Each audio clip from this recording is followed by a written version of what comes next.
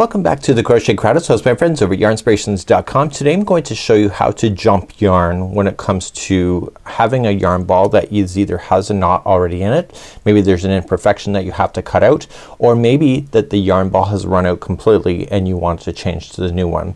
So I'm going to show you techniques in order to do that today. You will need a tapestry needle in order to make this happen, and if you're doing anything like shawls or anything, you will have to jump from one ball to another eventually. So this is a great little opportunity to be able to learn. So let's take a look at that first. So as I'm continuing to work on my double rib shawl, I don't really keep an eye on the yarn coming out of the ball, but eventually it gets close enough that I actually see that there's a knot, or the yarn can run out, and usually I am paying attention to that. So what I'm noticing now is that this is coming in. I intentionally put this knot here just as a disclaimer. So you can either go on social media and pound salt all you want about how you hate this, but the reality is as a crafter we have to learn to deal with it. So what I'm going to do is undo just a few of these sections here, and I am going to then knit the last one here. So I want to keep a relatively long strand here so I can deal with it later, and I'm going to knit the last one that was wrapped so that it will hold it into position.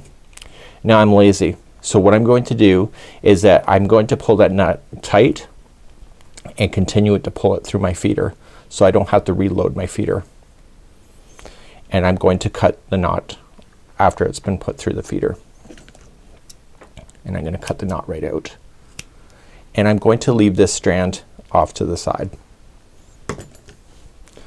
Now with my feeder here I want to create another slip knot to begin, and I'm gonna keep a relatively long strand so I can deal with it later. If you go too short you're gonna regret it if you needed more yarn. So you want to create a slip knot to begin another section. So to do that I had to jump up here to do the next stitch, so I'm going to put that one around there.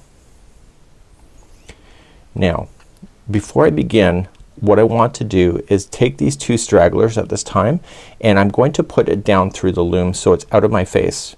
So just using your fingers, just push it down in between the stitches so it comes out the bottom side, and do that with both of the strands, and I would do them coming out of the same spot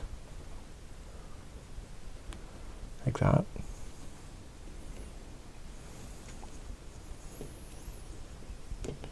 Okay, and then all you're just gonna do is pick up your feeder and then just continuing to wrap your loom like you had been already.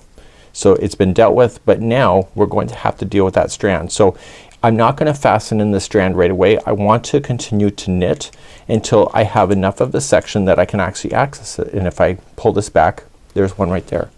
Right? So I jumped from one ball to another in this particular case, so it's now sitting there waiting for me, and that's where I'm gonna pick you up next. Before I take you to the other part, so the two strands are hanging out the back.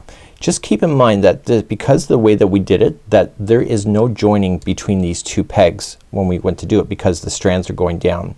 So when we go to put this into the tapestry needle, we need to keep that in mind, because what I want to do is that I want to expand across these two here when I go to sew it, so that I don't create a gap, because everything is attached in between. So let's go on to the other section here and let me show you that. So in this section you can see that if I pull these strands you can see that hole. So what I want to do with the one strand, just deal with them one at a time so that you can do a nice job, and you're going to put this into a tapestry needle. Now if you don't leave enough strand here you're going to kick yourself later. But as I mentioned, is if when I go to do this I want to kind of wrap around the one here that will kind of fill in that hole like that, and then I want to come back. And I have to always go into different strands from what I'm working with. So do you see how that this is kind of raised? If I just stay underside of these stitches but not go all the way to the other side of the project, so when I turn it over I don't see the needle at all. That's not a camera trick, that's the real deal. And I want to just glide it through like that.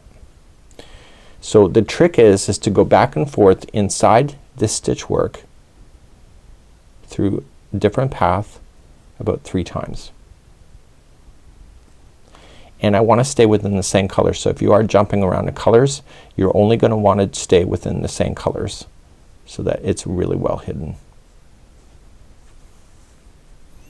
So that was kind of my second time, and I'm gonna go and do my third time.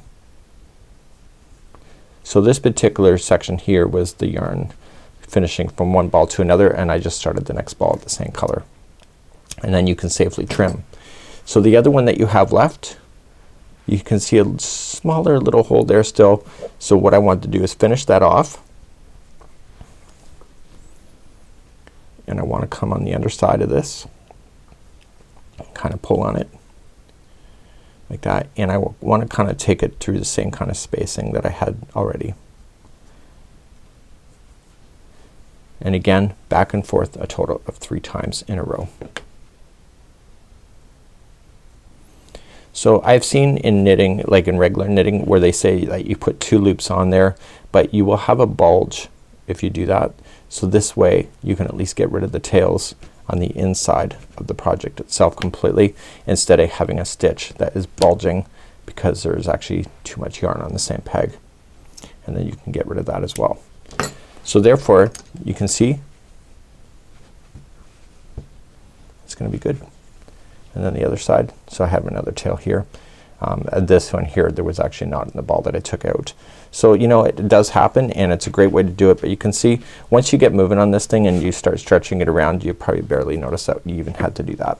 So it's just a great way to be able to know how to do that.